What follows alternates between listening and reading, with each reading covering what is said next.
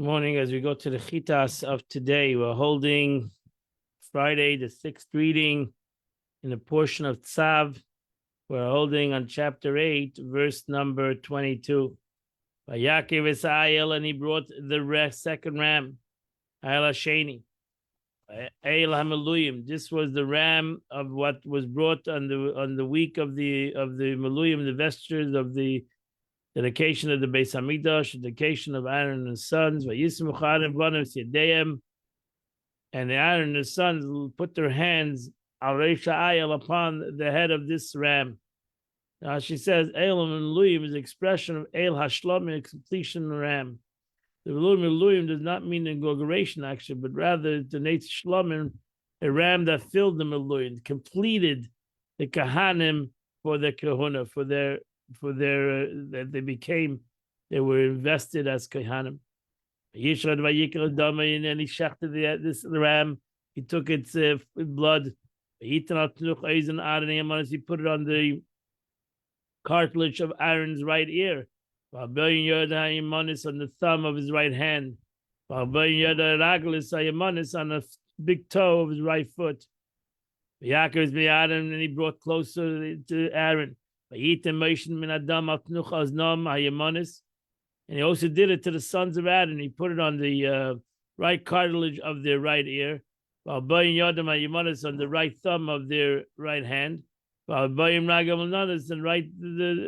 big toe of their right feet. And then he took the blood and he spilled it on the mizbeach. He took the fats, Mr. Aliyah, and he took the innards and the tail. I'm sorry, and all the fats that's upon the innards. And the two kidneys above them, above the fat, and the right thigh.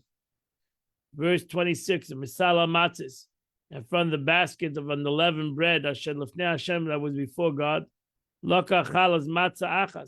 he took one loaf of unleavened bread, and one loaf of oily bread, with a kik echad and one wafer, he placed it on top of the fats, and on the right thigh. Now she says this are loaves that were made with scalding dough, with boiling water. And they're called oily loaves because a large quantity of oil was used for it, equal to the use to the loaves, the wafers combined. This is explained in Masechta Menachos. Verse 27, and he placed them all on Aaron's palm, and the palms of his sons. And he waved them to Nufel of Hashem as a wave before God. Verse 28, and then Moshe took it. He took them from their hands. And he put it all upon the mizbeach. Aloila, which was on the burnt offering. Meluyim heim l'reich nechayid. These are the investor offerings that Aaron and his sons brought. Ishe l'asherech nechayid with a pleasing fragrance. Ishe hu l'Hashem. It's a fire offering to God. Now she says, as we know this already, Moshe Rabbeinu performed the service throughout the 7 days of Eluyim, 7 days of Vesher. And then he did it in white robes. He did not wear even though he was the Kohen Gadol, those days, he did the service like the Kohen Gadol. He nevertheless did not wear the clothes of a Kohen Gadol. Aloila, after he burnt the offering, al means doesn't mean on top. Al over here means after. The exception of this one, we don't find anywhere in scripture a case where the thigh of a peace offering is being offered on the altar. So this was the only shlamim that was brought upon, that the thigh was brought upon the altar. Usually was given to the kohen. Verse 29, and he took the breast and he waved it before God. It was from this sacrifice of the ram of Meluyim. Moshe had a part, belonged to Moshe. He was the kohen. He was the Kohen at that time. Kashetziva Hashem es Moshe, as God had commanded Moshe. That completes the Chumash for today. The Rebbe continues. We're holding in the middle of chapter 37 of Tanya. The Rebbe is explaining. It's the middle of explaining. He's been explaining the concept of the purpose of a Yid from the beginning of Matan Torah, from when the Torah was given to 600,000 souls that had to accomplish 613 commandments and all the netzutzim, all the sparks that came down to the world through the breakage of the vessels, with ultimately these sparks came down to the world. And that's why mitzvahs are maisias, that we have the capability to elevate the sparks that are in the physical world. Each spark did not descend into this world to perfect itself, but to perfect the body and soul. Over here, the Alter Rebbe is talking about the spark of a Yid, because we said that each neshama had the capability of subdividing itself into 600,000 other souls, many sparks, it's called sparks. And these sparks, the neshama came down so to be able to elevate the world.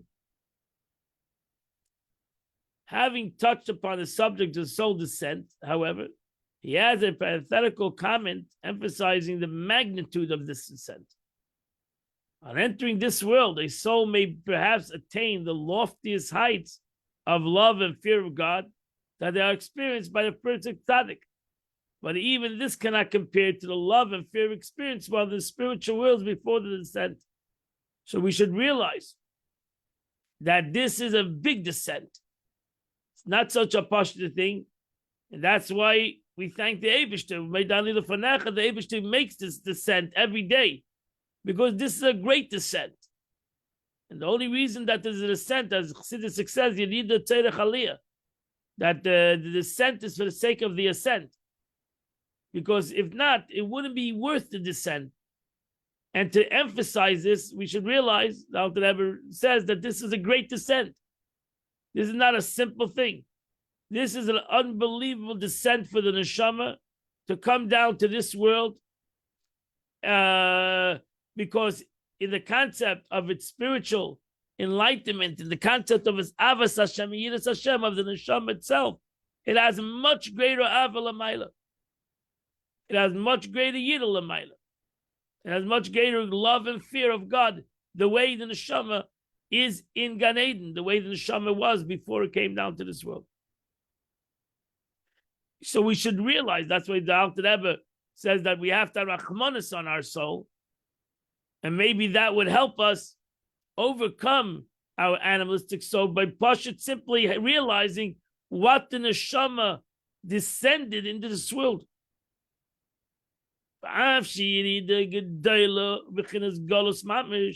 Though this is indeed a great descent, and this is mamish like exile for the neshama. Because even if this neshama that comes down into the world would become a tzaddik gomer, or even a vayit that serves God, b'yira ba'ava, serves God with great avas Hashem, with great love of God and great fear of God. B'tainugim, even as a tzaddik, he'll have a delight in the service of God. Layagia l'mayla dveikus b'Hashem, will not attain the quality of his attachment to God in the concept of love and fear. In the aspect of love and fear, if he's worried about how much love of God he has, how much fear of God he has, if that's his worry, then he shouldn't have been born. Because this is extremely a great descent, that the neshama that was in heaven, in the spiritual realms of godliness, over there they only have avas Hashem. There's no other aspect. There's no concept. There's no, as the Gemara says, there's no jealousy, there's no hate, there's no concept there. The whole concept, l'mayla, spirituality, is love of God and fear of God. So if you're looking for that concept only, then you should know that your neshama that comes down to your body, it has an unbelievable descent in this aspect. Because as much as your neshama, even the neshama that will become in this world a tzaddik, complete tzaddik, and he serves God with love and fear and ainugim, delight. It's nothing. And the Mishnah says it a different way. The Mishnah says the tainug of Gan Eden is not comparison to 1,000 years of tainug in this world. Because delight in heaven, divested of anything physical, separating yourself, total spiritual delight, in Gan Eden, the neshama has much greater delight. It doesn't come in comparison to what the neshama had a delight in the upper worlds before the neshama came down to the world, this physical world. It's not even, when you say not a comparison, means that it's not the same concept. Whatever you think tainug is, whatever I think the light is, I don't know what the light is. That means loy minei. It's not in the same comparison. You can't compare the two. The tainug in the upper worlds to the tainug in this world is incomparable. So whatever you think, oh, I love God. So ultimately your love of God and my love of God and fear of God is through my seichel. So whatever I think love of God is, even if I'm a tzaddik, ultimately still goes through the tzaddik's intellect. Whatever he understands as love and fear of God and delight of God is not in comparison. That's what it says in the Shema goes Lamaila. He has such delight, he forgets about everything of this world. Because the delight, what he thought delight was, it's not in comparison. It's not the same. It's not like a next step. Oh, this is a greater delight. This is not a greater delight. It's a whole different reality. Loy minei, it's not in the same reality. V'loy miksasa, it's not even a fraction. So it's not like, oh, this is great. In this world, it's one level. In the upper world, it's another level. There's no comparison between in this world and the upper world. In the concept of Avas Hashem, love of God, fear of God, tainug, delight in God. Ve'ein erech v'dimneim beineim klal.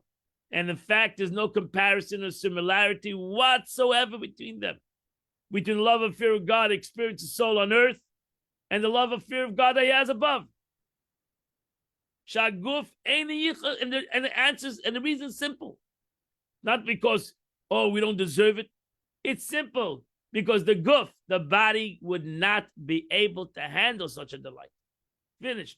So even if he's a tzaddik, his body cannot handle it. He would have klois and nefesh. He would have, that's what the sons of Aaron had, klois and nefesh. That's such a tainug that the body was irrelevant. They had a separation of body and soul. For it's obvious that the intelligent man, the body could not bear it. The love and fear of such intensity as the soul experiences above in the spiritual realms. Because as long as he's a body, he's a physical entity, he's still physical.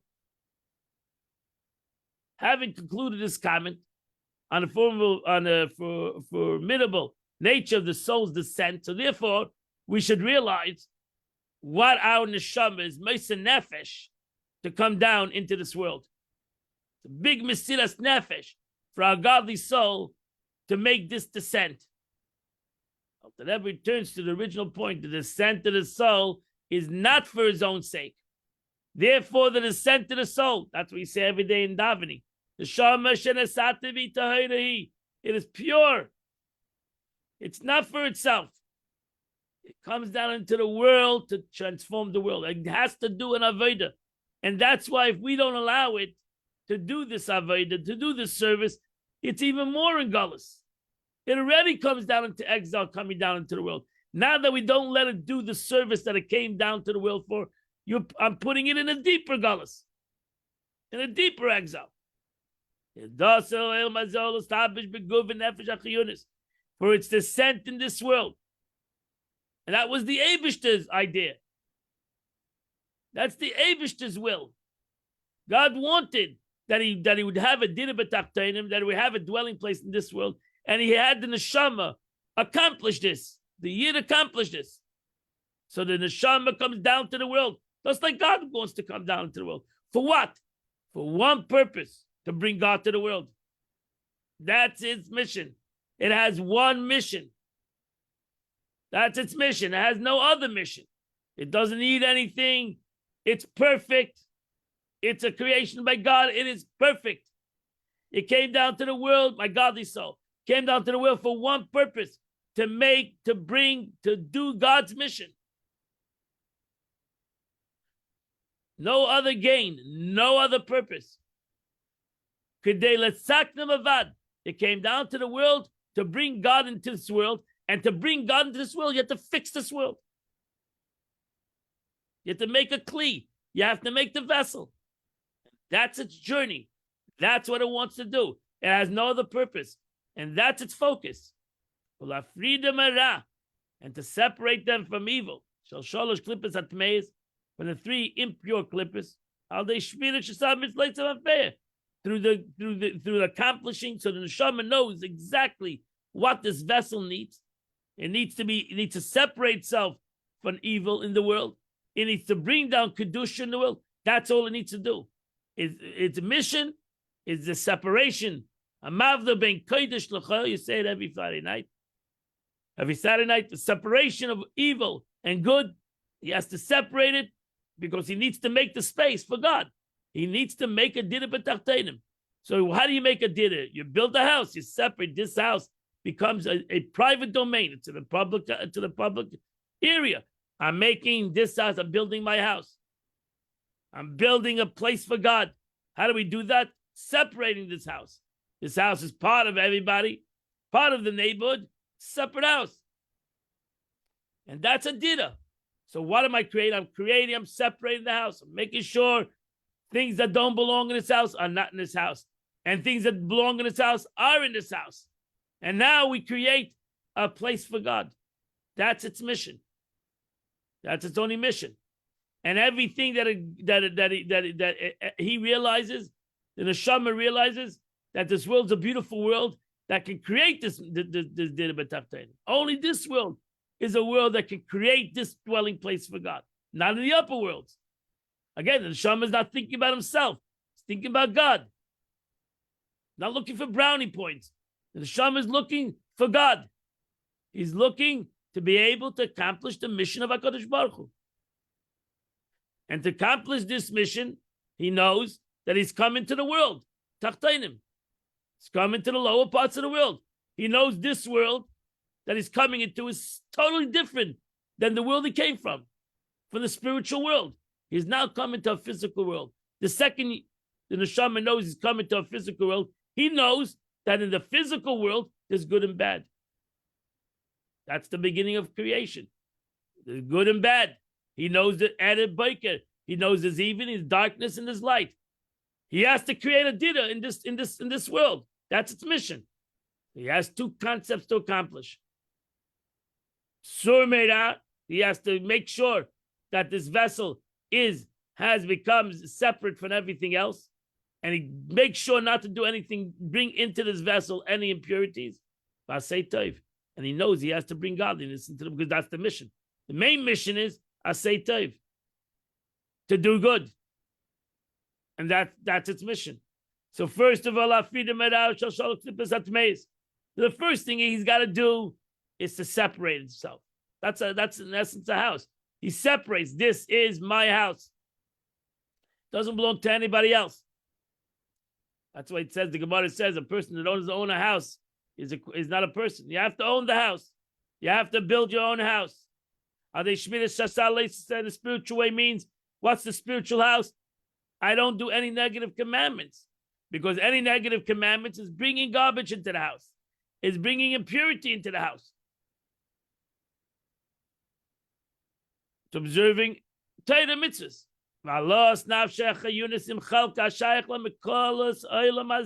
To elevate his vital soul. Again, every person needs to build his own house. The Rebbe says every person should build a mishkan. Build his own house.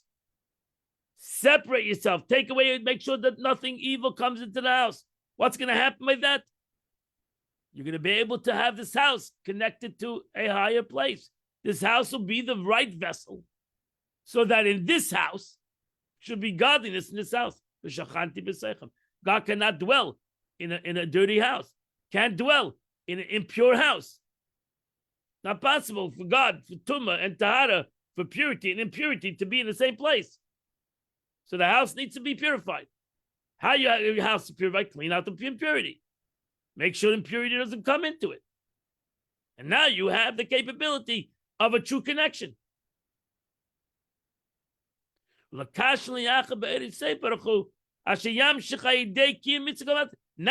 you have a perfect house. So now binding and uniting them with Eretz Seif, which he draws into them, perform 248 mitzvahs through agency of the vital soul. So now he does Torah mitzvahs in this house, in this vital, because through my vital soul, through the physical, I've created a physical house. In a spiritual way, I've created a physical house in my body. I made sure that my nefesh abam is not doing anything wrong.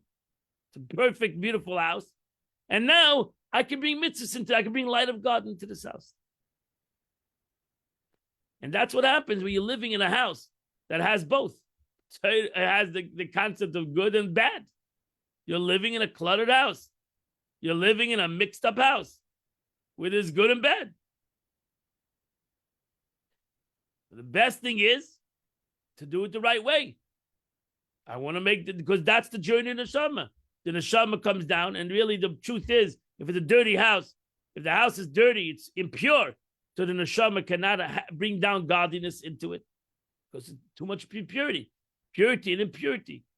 Tough thing to be revealed.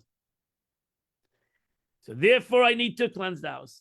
I need to make sure that the house that I'm building over here, the godly soul is building over here, is to accomplish one mission, and that's to bring God to the world. That's its mission, to build this house, to create this reality.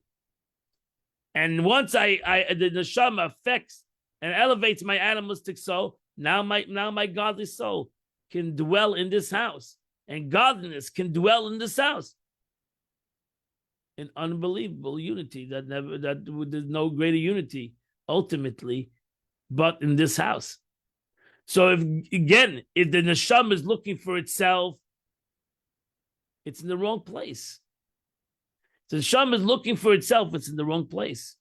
Because if it's looking for itself, it's going to find itself better in Olam Hasalyanim, in the upper world. If it's looking for God, there's no better house to build a place for the essence of God to be revealed, but in this house. In the house that he's going to build in this world. Since the vital soul is the one who ultimately performs all mitzvahs involved action, as explained above.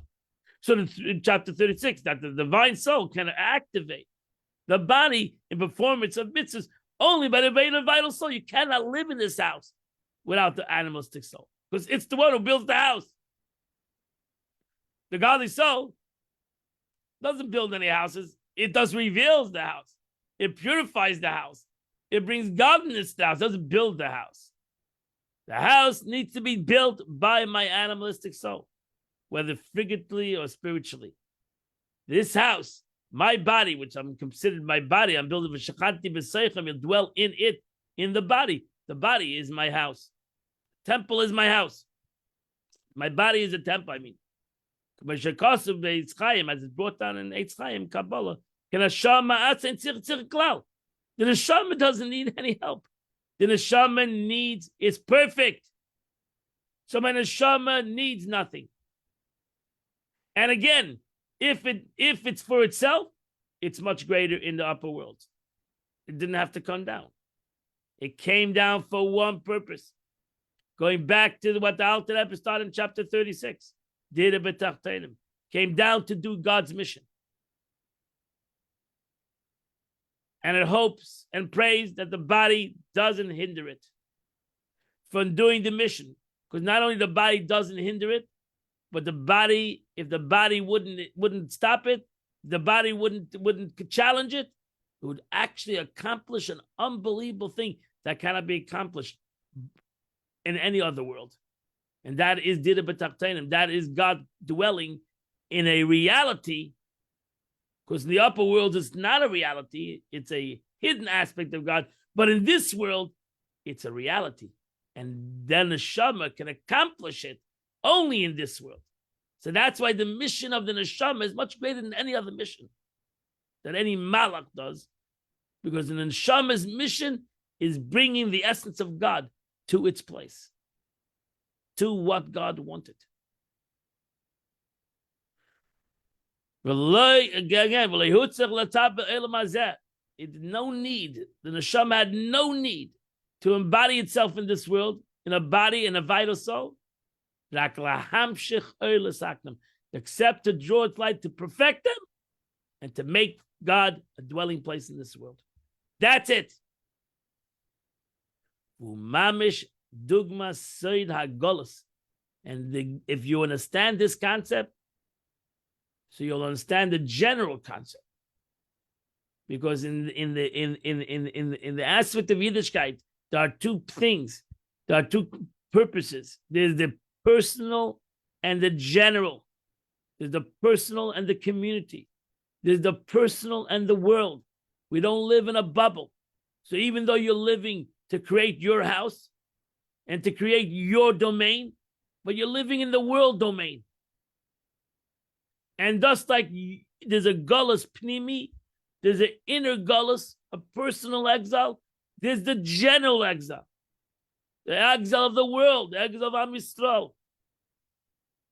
So you'll understand that this personal exile is the exile of the world.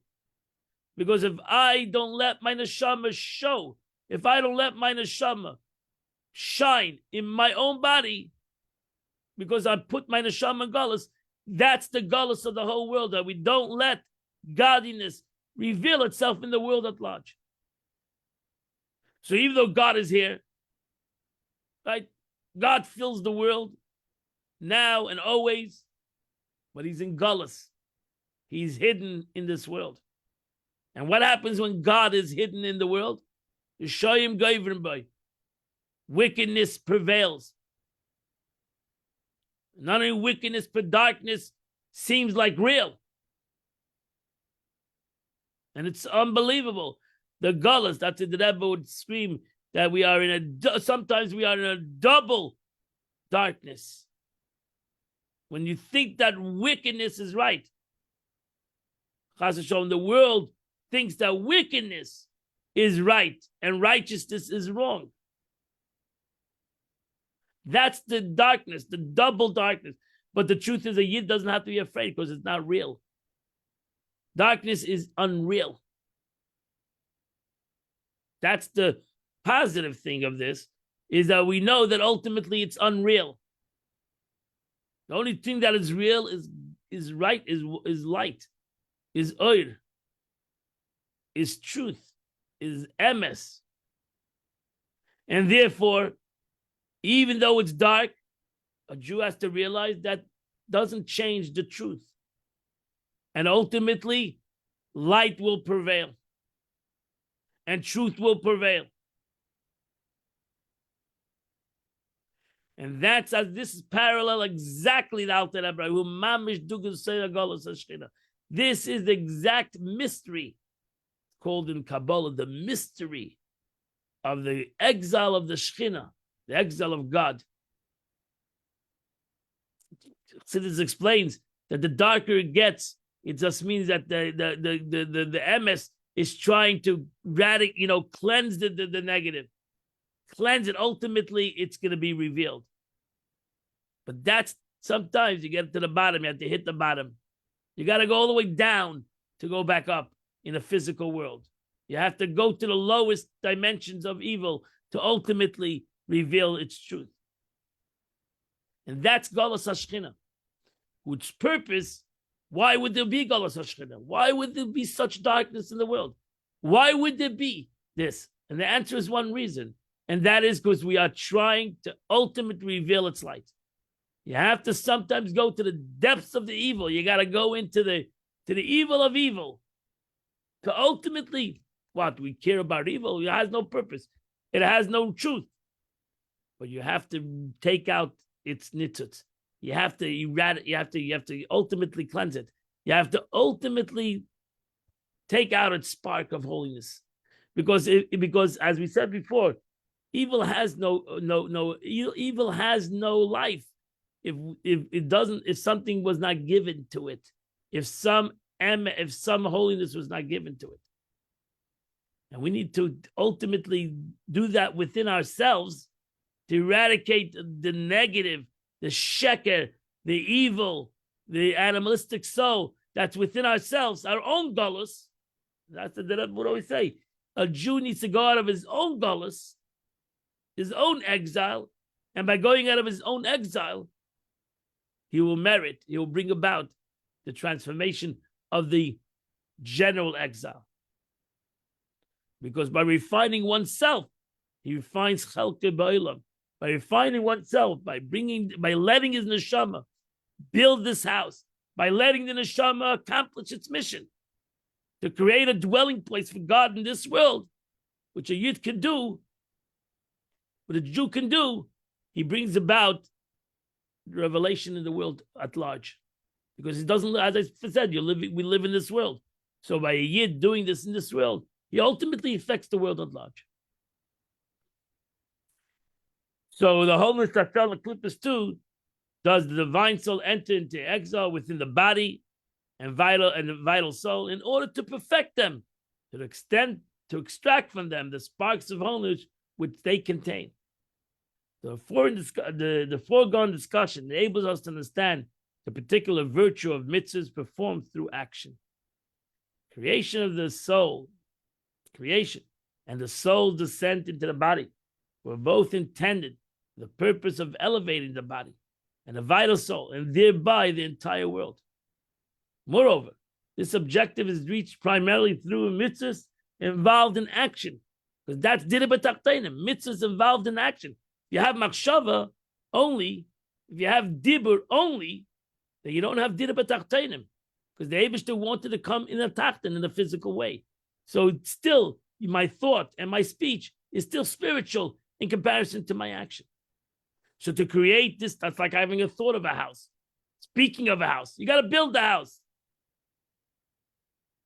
In this world, you got to build it. In this world, you need to have an action. Because that's what the Sava Kodesh Baruch Hu did at B'tachteinim. He didn't want to only come into your thought. He didn't want to only come into your speech. He wanted to come into your action. But the body and the vital soul, these mitzvahs are therefore primarily important. They are the whole focus. The whole machshava and all the thoughts and all the speech is all for one thing: to go out and do one mitzvah, to go out and do one physical mitzvah, because this one physical mitzvah brings about a dira b'tachteinim, that God can dwell in this world, and without it, God's not dwelling in this world. God is in this world, but doesn't dwell in the world. Dwell, as the Alter Rebbe said, means that I dwell there comfortably. I'm revealed in it. And when I do a mitzvah, God says I'm revealed in this world. What a beautiful Tanya, as always. Today is the 19th day of the month, which is chapter 90 through chapter 96. If you do those 7 chapters of Tillim, you do the chitas of the day. I wish that you, and I hope that you all have a beautiful Shabbos. This Shabbos is called Shabbos Para. We read the mitzvah of Para Aduma as we go next week, Shabbos Avarchim of the new month of Nisan. And I hope that you do your chitas by yourself. For the Mit Shem, we'll get together on Sunday morning. We'll continue at 8 o'clock to learn the chitas of the day. I wish you all a good Shabbos, a wonderful Shabbos. Happy Shabbos, a healthy Shabbos in Mid Shem. See you Mid Shem on Sunday. Have a great and wonderful Shabbos.